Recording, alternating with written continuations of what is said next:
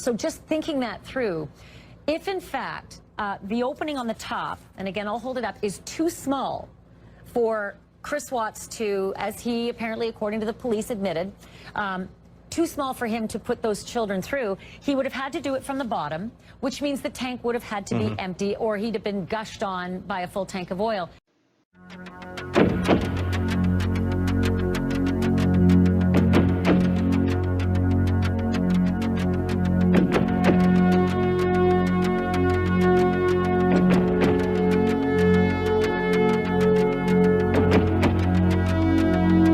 Hello and welcome to True Crime Rocket Science, the most authentic voice in true crime. During the first 2 months following the Watts family murders in 2018, perhaps the best and most consistent mainstream coverage came from HLN's Ashleigh Banfield. On October 16th, seemingly out of nowhere, Banfield was taken off the air and purged from HLN entirely. At the end of this episode, we'll look into some of the potential reasons for that, but you can go to Crime Rocket to look at HLN's coverage of the Chris Watts case from mid-August to mid-October 2019. In the clip provided at the beginning of this episode, we heard Ashleigh Banfield saying how it was unlikely that Watts would have disposed of his children through the thief hatch. We've ultimately found that this more horrible version wasn't true.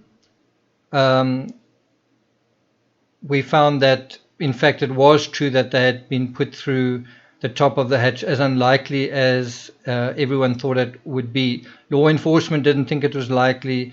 I thought it was unlikely, but I thought it was nevertheless possible. And I guess that is an inversion of thinking, well, you know, if this version is more horrible, it must be true. It doesn't really make sense, that kind of psychology here, because we're talking about science. We're saying, you know, what was this opening big enough to fit someone through, yes or no?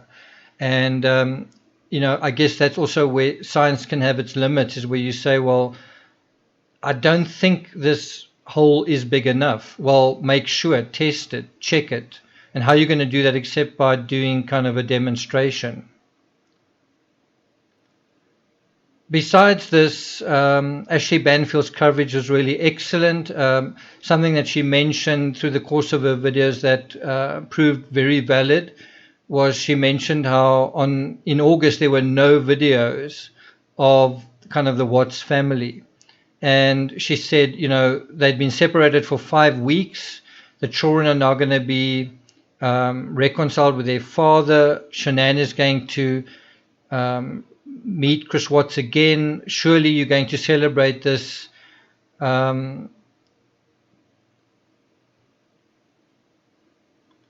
this encounter. And although she's right, strictly speaking, I'm not sure exactly what happened. I don't know whether the videos were removed. We do know that Shanann did shoot video of the meeting at the airport, but of course a lot of material has been removed and is still being removed, and that's what makes chronologies like this important, is to go back and look at what we knew.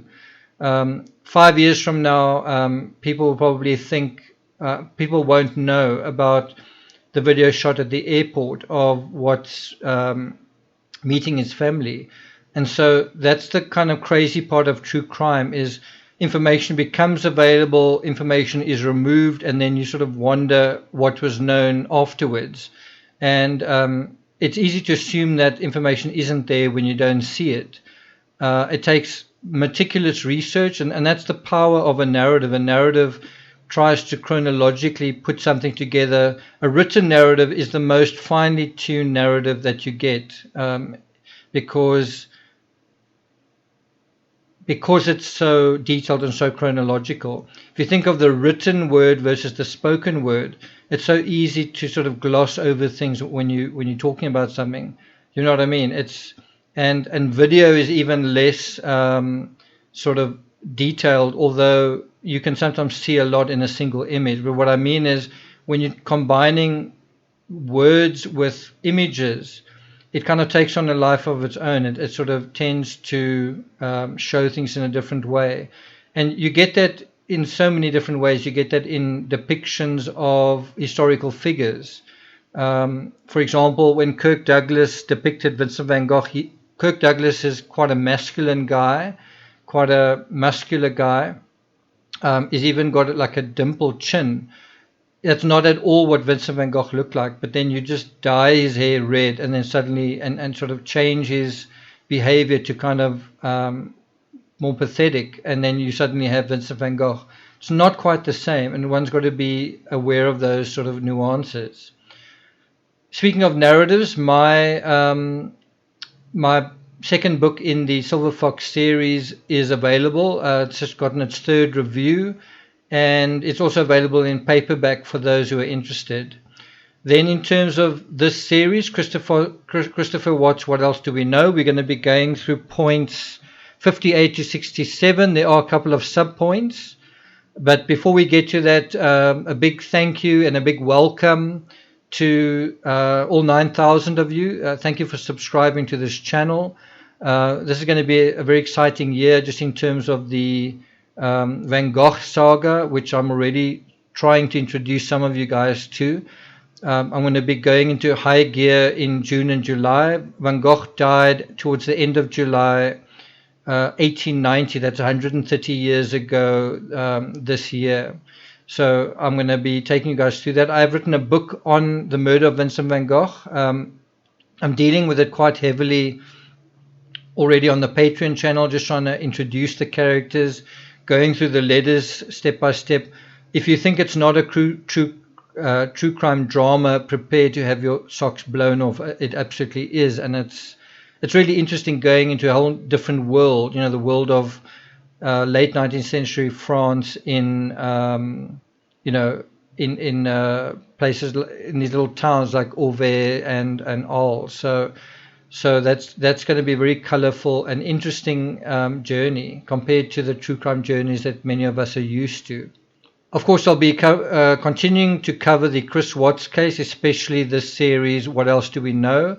There's quite a long way to go in terms of that. If you're interested, please subscribe to the channel. It's very important that you share this on your social media networks, and especially to some Facebook groups that you may be a part of. Please do share them there.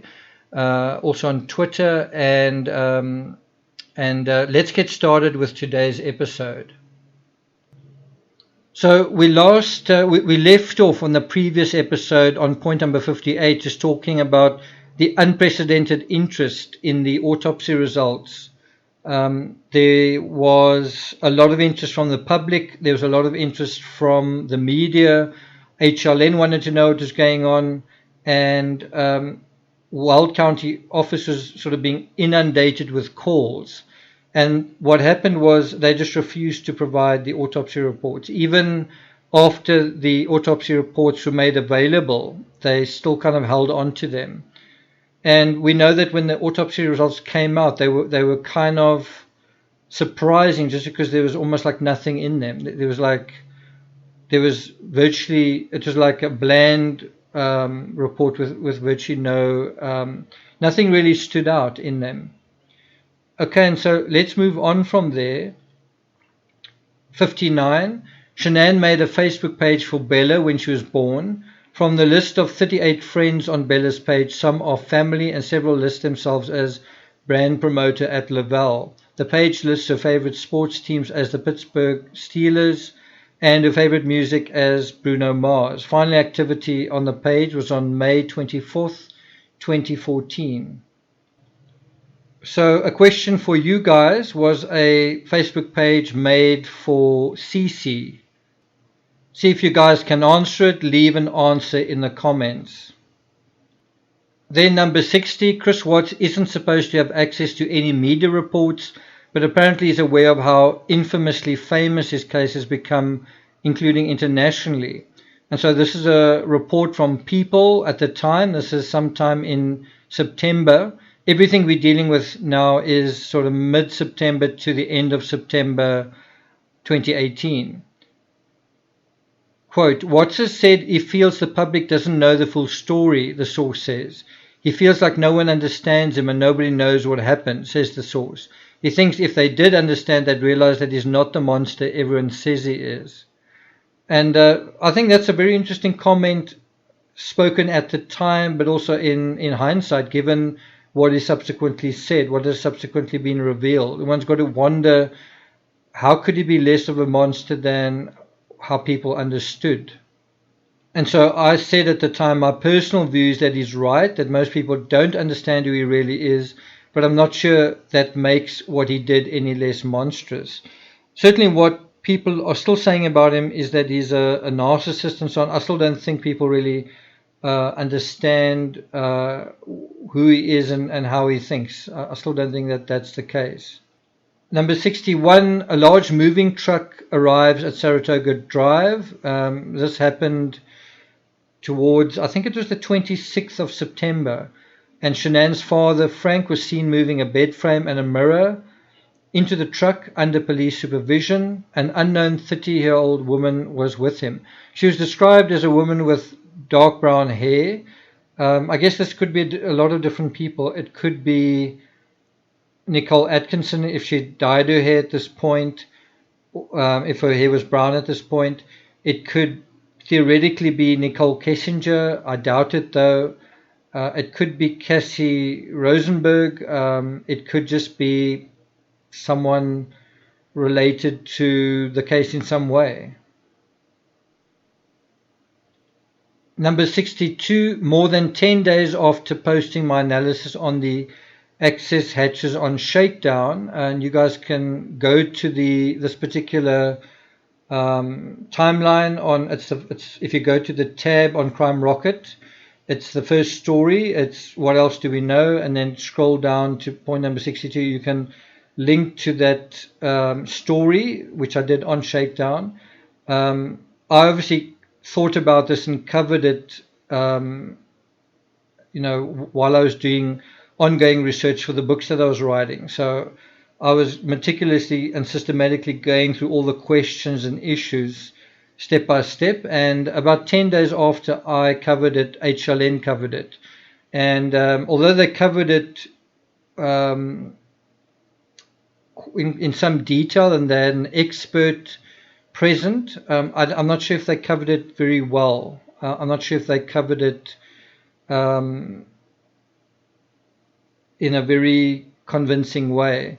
What I mean is they kind of had an expert and they thought about everything, and they came out of it saying, I don't think that the children were put through the thief hatch at the top. And they kind of came up with another theory. I had a different view. I said, wow, the thief hatch is really narrow. Chris Watts said he put the children through the thief hatch. Law enforcement believe him. That's their statement. And I said, I think it's possible. I think it's unlikely, but I think it's possible. But what could have made this possible? And then I did some measurements of children's bodies or children's frames, especially the width of the skull and the width of the hips and the width of the shoulders. And I try to decide this question kind of scientifically. And I thought it was very, very 50-50, and I thought that maybe for this to be possible, the bodies had to be processed in some way. There had to be some kind of activity that would have made this more likely. I did think that HLN were completely off by imagining that you would spend an hour opening the clean out manway and then also closing it again, like all those hundreds of bolts, and then not doing it once but twice. I thought that was even more unlikely.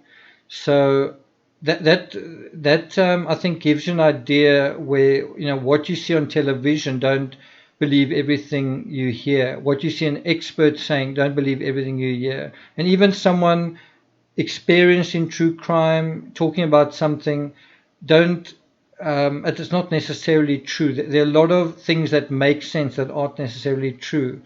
And the Vincent van Gogh saga is the same. There are a lot of things that are considered historical, and they're not. It's just because people think they know what's likely, and sometimes what's not likely is nevertheless what has happened. No one knows these well sites like oil workers, and so you've got to think of it from Chris Watts' perspective, not from someone else's perspective, not from the perspective of what would someone else have done. The question is, what did Chris Watts do? Why would he wanted to do it? What would have been the easiest way for him, from his perspective, to do what he was doing? What was he trying to do? He was trying to hide something in plain sight. He was trying to do something in a way that no one would believe or imagine, and in that sense he was quite clever in a crafty silver fox way, because no one would have imagined that this was possible. And one wonders whether he heard through the grapevine at work whether something else like this had happened, had someone pushed an animal through there, had something fallen through there, what maybe he'd read something else somewhere. So truth is sometimes stranger than fiction. So some facts that emerged from the interview, and I just put them together, and this is with a petroleum engineering professor, right? So it just shows you the limits of even the most educated expert in a particular area isn't necessarily going to give you an expert view. So the first point was that Survey 319 was producing about 200 barrels of oil a month, and from that, we found out that the empty tank would probably have taken 3 months to fill. And one can say, well, what kind of effect would you have had in 3 months? Like in terms of the decomposition. And that's something we can talk about at a later stage. The impact of oil on human remains, and also what about the bones? What would have happened there? What about the senses and all that kind of thing? Number 2, the expert believes liquids were shifted from one tank to another in order to gain access from the bottom, which he says requires not only a lot of technical knowledge, but also requires a certain amount of time. He doesn't specify how much time, but one can assume it would take weeks to fill the tank, even a little, rather than days or hours. So what I was trying to say here was, and this is not technically true, he was saying that, I think he was saying it would take about an hour to remove the side of the tank, the clean out hatch. So an hour to remove it. I don't know if that means another hour to put it back on, or if it's an hour in total. But it's either going to be 2 hours to remove both hatches, or 4 hours to remove both hatches and put both hatches on again. And then there's also the time to discharge, to sort of flush out the tanks. That's where he doesn't really say how long it would take to do that. I guess he would need to know how much was in the tanks, but as we found out later, the one tank was quite full. The one tank was fairly empty, and the other one a lot fuller in comparison. So we obviously know now that that didn't happen. The tanks weren't both completely empty, otherwise we would have known that. Another simple way to disprove what this guy was saying is you would have seen a lot of oil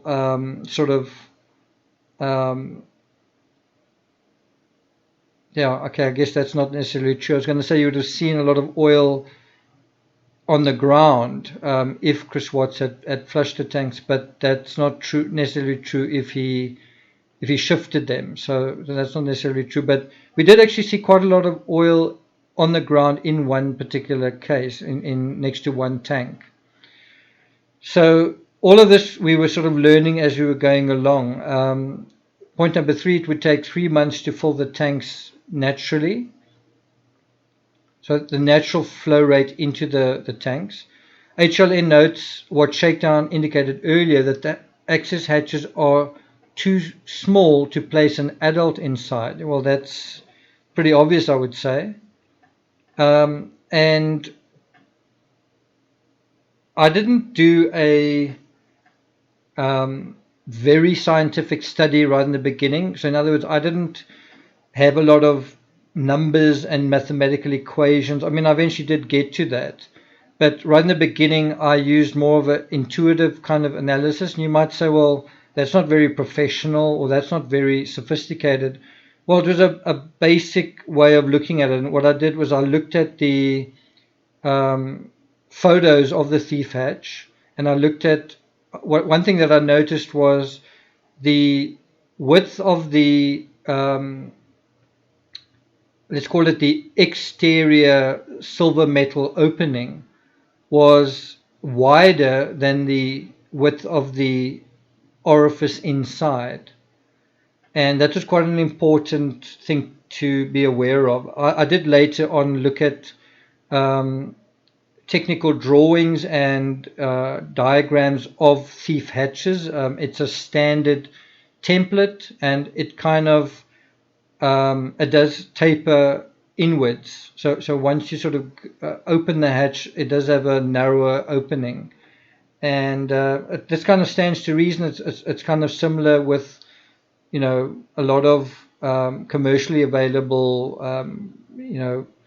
containers that people drink from, whether it's, you know, a Coke can where you lift the top off, or a beer bottle. The cap is broader than the glass opening underneath, right?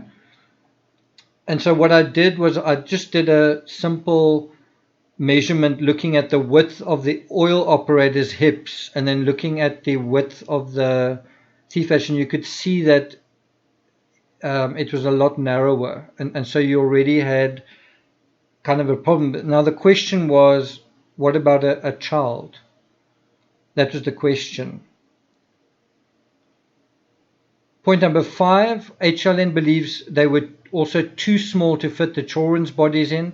I'm not saying that that was irrational. I'm just saying that was not necessarily scientific. To say absolutely that they were too small. It looked too small. Most people believed it was too small, but as it turned out, it wasn't too small.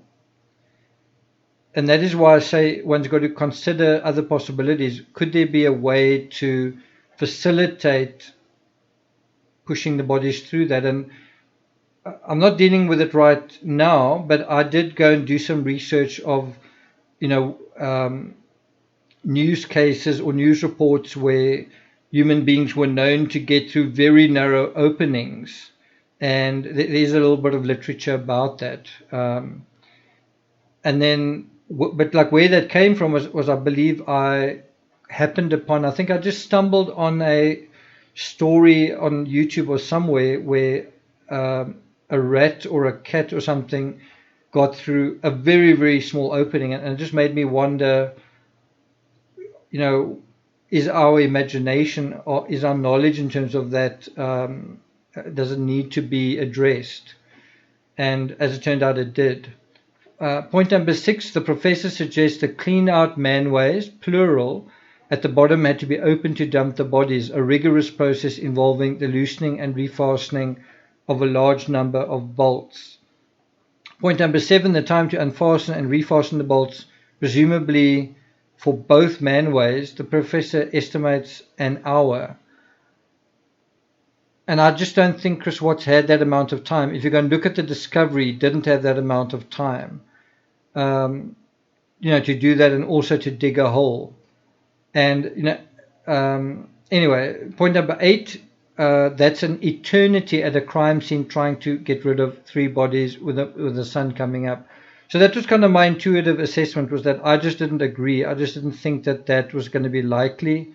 I thought the way the crime was executed, from what we knew, it was quite cleverly executed in a way that it still left a lot of people baffled.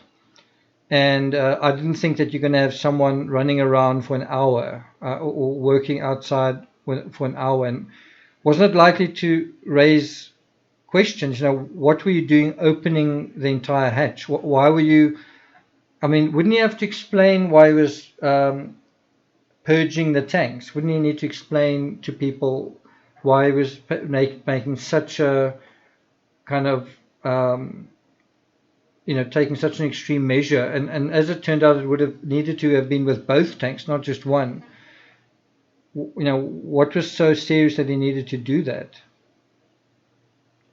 So the point is, he wouldn't have wanted to raise questions, and so that was certainly an option. On the other hand, maybe Chris Watts did think he was going to go through those hatches, maybe just in one tank, and then found out that he could put one of the bodies through that narrow opening, and then decided to do that with both bodies. Maybe that's how he did. Maybe he sort of made it up as he went along. I mean, that's an interesting question on its own. Had he done any experiments? Had he worked it out?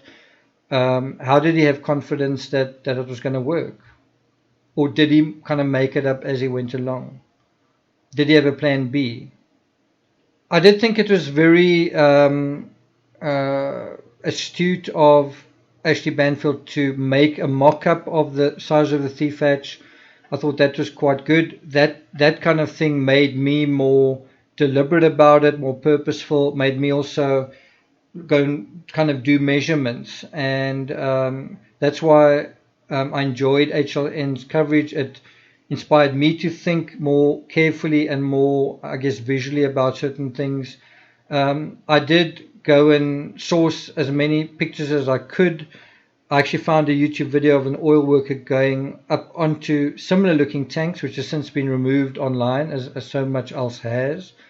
I found an image, a very rare image, of looking into the hatch from above, and there appeared to be a ladder going down.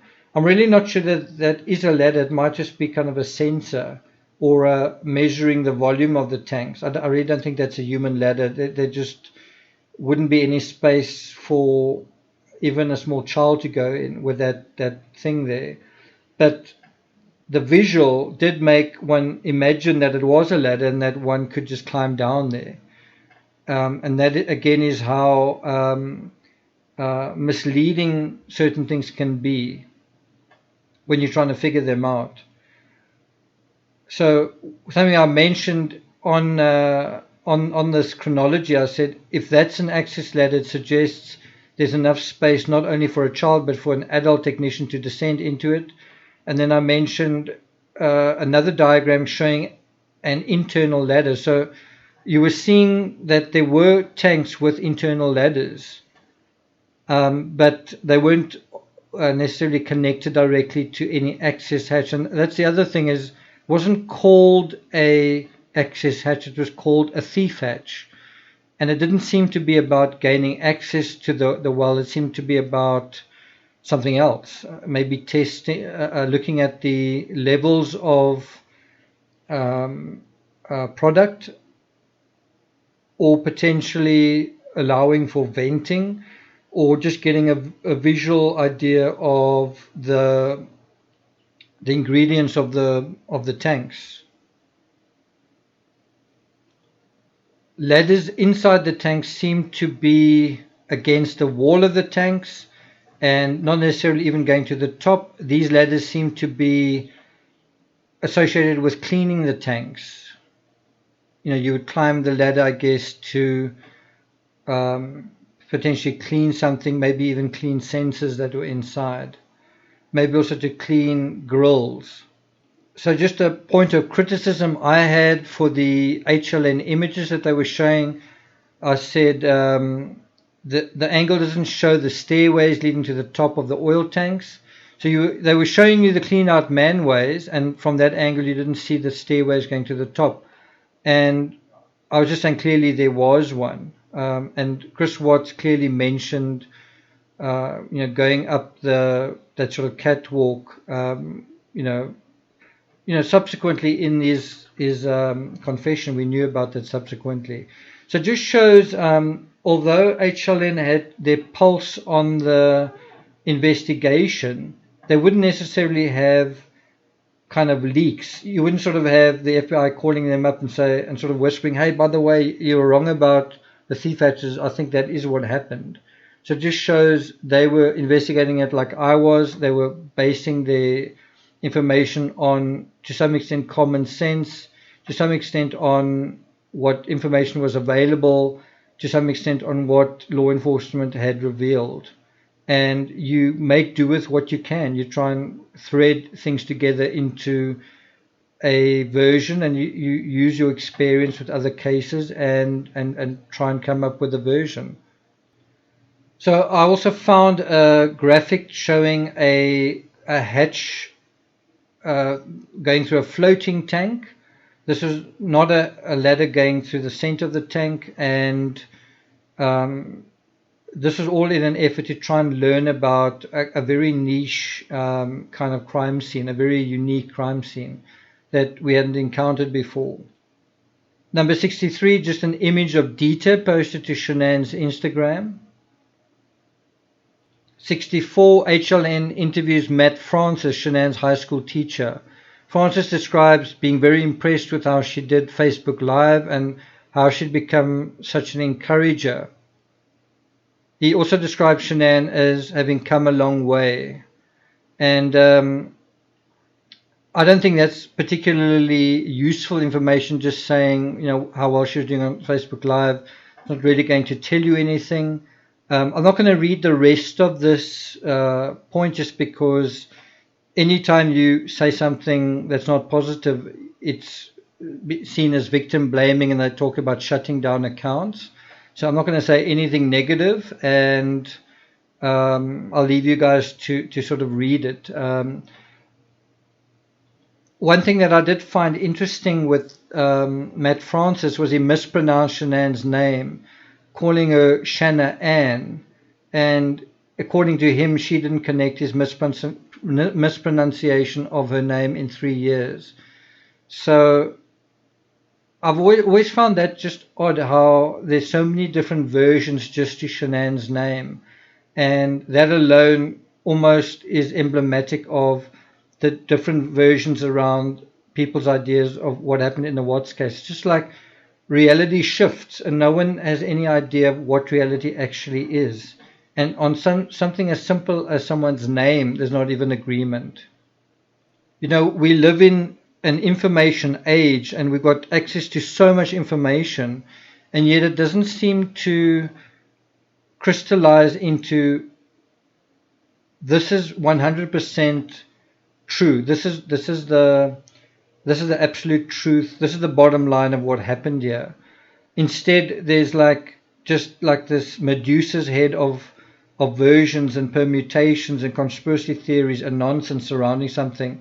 No wonder nobody knows what's going on. You don't even know where to begin to go to find out what is going on. And that is kind of the purview of true crime rocket science.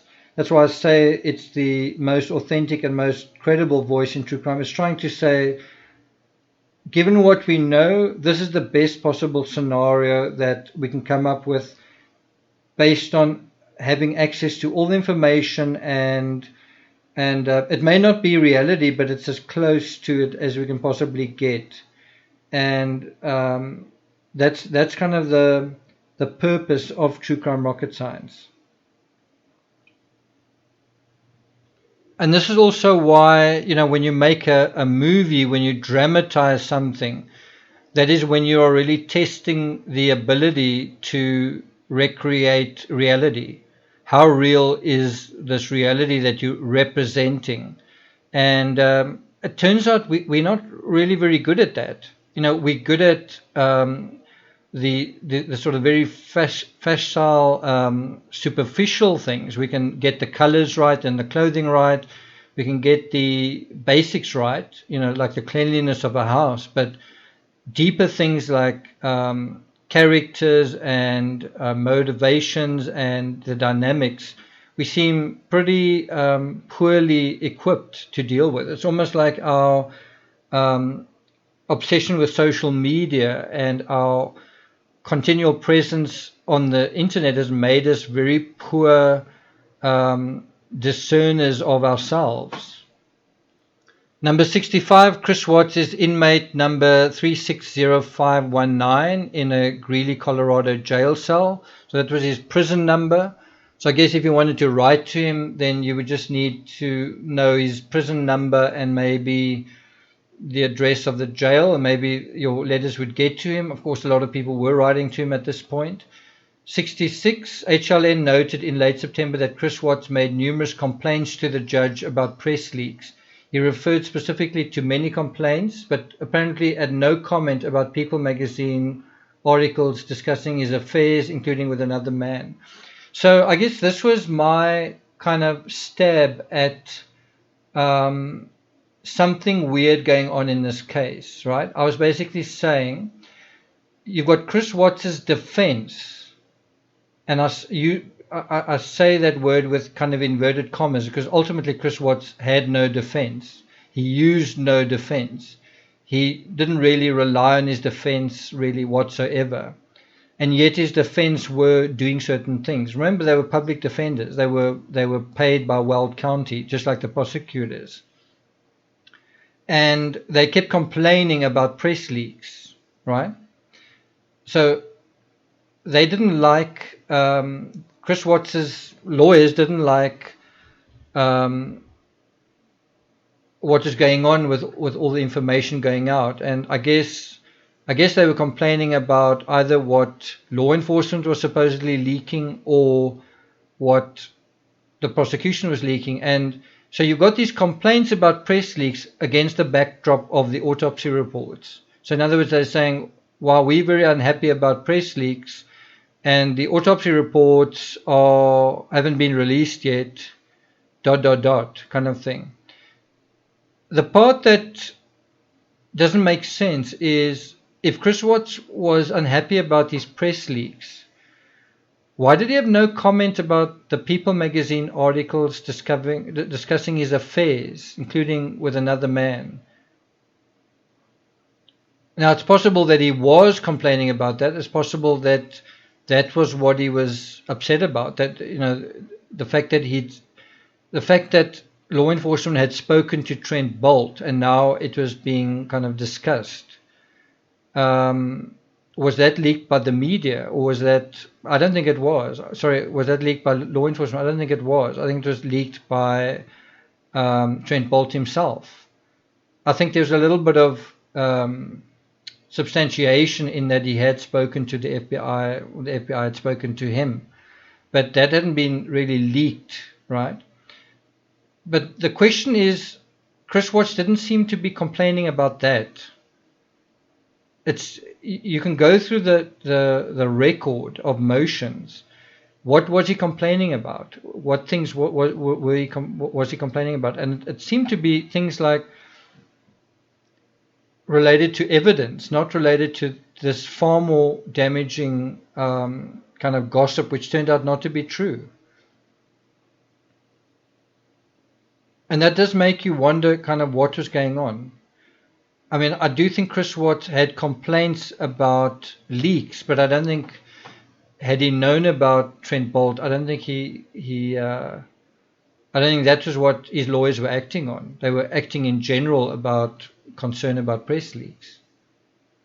But this complaint would certainly give the judge potentially reason to say, okay, we're not gonna jeopardize this case by releasing the autopsy reports. Just something to think about.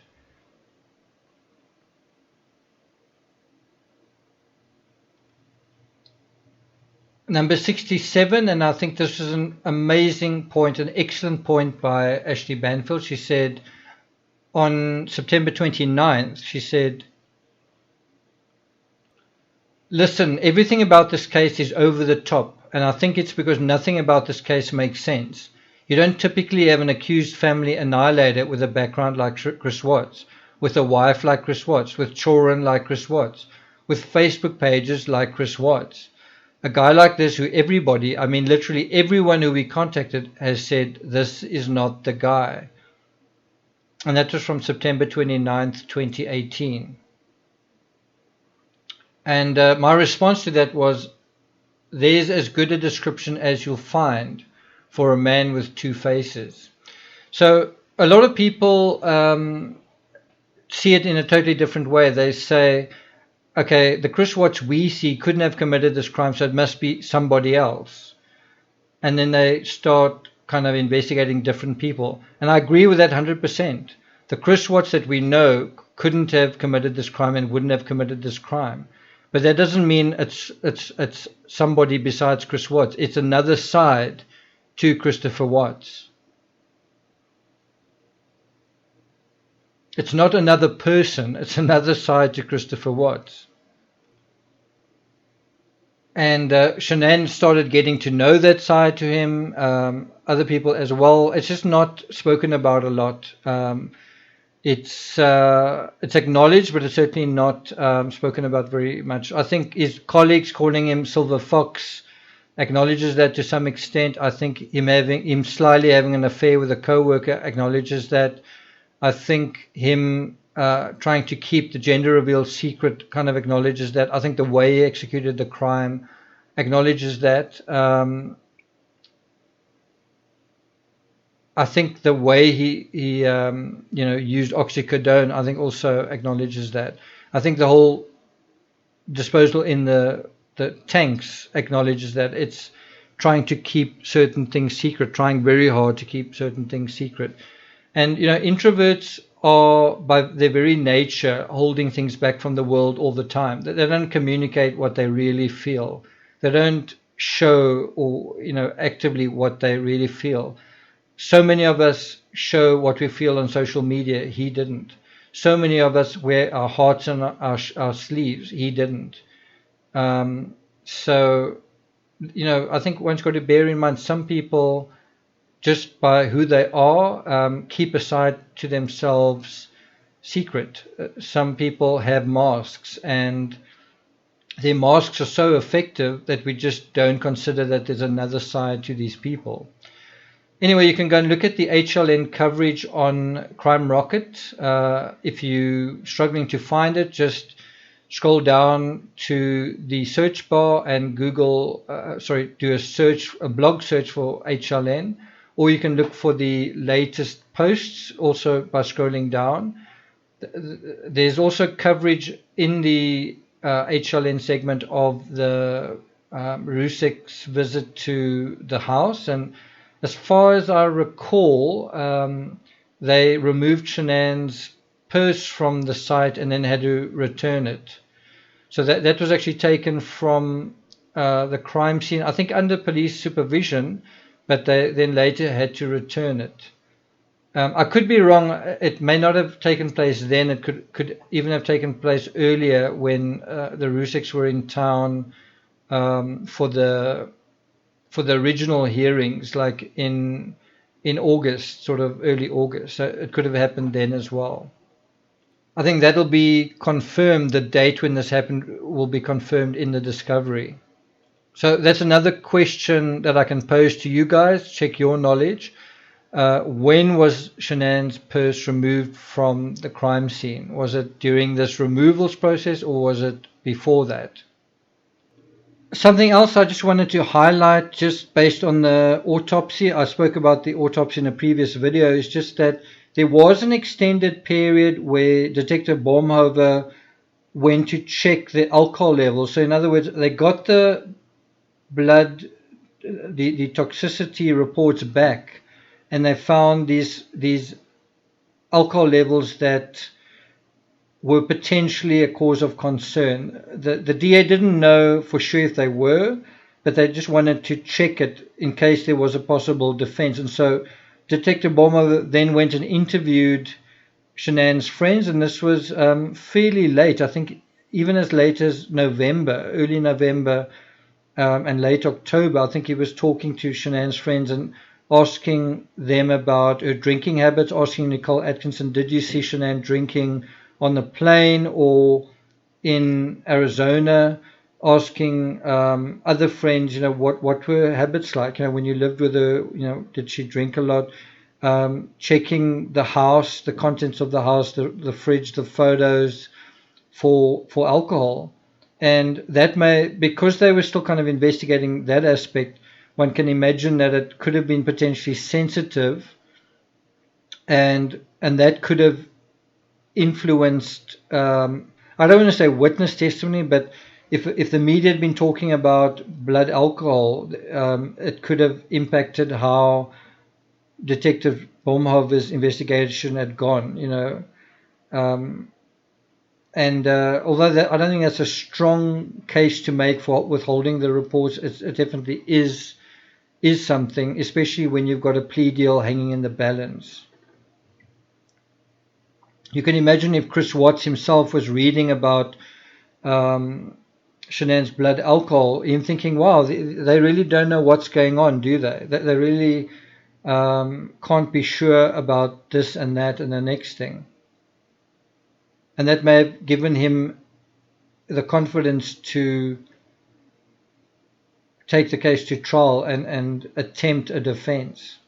Okay, I'm not going to take it further than that. I haven't forgotten about the shadows in the driveway. I've already done some experiments and done some recordings. I'm not very happy with what I have done, and I'm trying to decide whether just to put up a version that I don't think is of very high quality, rather than nothing, or to wait a while. And I have been actually speaking to someone who does documentaries, and suggested to him that we work together on it. But that will take probably weeks, if not months, to put together. So maybe I should just put up a very basic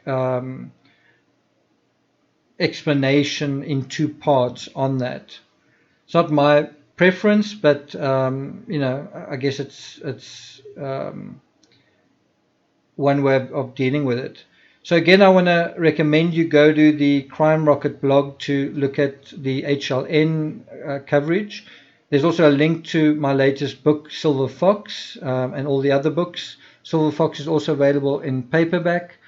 If you're interested in content like today's, just going through the chronology. By the way, we are now at the end of September, so from here on out we'll be going into October, the October 2018 section of the timeline, which kicks off with the publication of my second book in the series, Beneath the Oil. We'll deal with that in the next episode, I think it's 13. In terms of Patreon, I've loaded up the first 15 chapters of the Silver Fox audiobook. There's also an audiobook on the John Benet Ramsey case called Christmas Star. All of that is available on just the $5 tier. So for just $5, you have access to both audiobooks. There's also the Atkinson transcripts updated every Wednesday or Thursday. That's almost complete. I think the first 10 or 11 episodes are up. On the $2 tier is ongoing analysis of the Killing of John Benet podcast. And then I've also started a new tier, I think it's $5, on the Last Journey of Vincent van Gogh. Sorry, I think it's $4. And then, as I say, Silver Fox has come out. It's doing pretty well on Amazon. I think it's at number 18 at the moment. 3 reviews, so go and have a look at that. Available on Kindle and paperback. A final thing I want to draw your attention to: 4 days from now is the anniversary of the Valentine's Day killing of Reeva Steenkamp by Oscar Pistorius. I wrote 14 books on that case. It was that case that got me started on true crime. There are a couple of videos also on Patreon dealing with my suspicions, my insights, my commentary on the Oscar Pistorius case. So head over to that. That's under the $8 tier. That's an expertly produced documentary using the skills and the editing of an excellent company called Blue Marble Entertainment. I found that quite suspicious. And hopefully if you Of course, guys if we had that call, look we at that and could are get a interested very in that, solid maybe sense we of can also collaborate of the on state of mind. additional We could analyze exactly what was said. documentaries, including the Chris Also Watts case. get So another person's version so of head on over how there, Oscar and was able to maybe we can put something together in perhaps the a suggestion on in how the to keep foreseeable reading. future.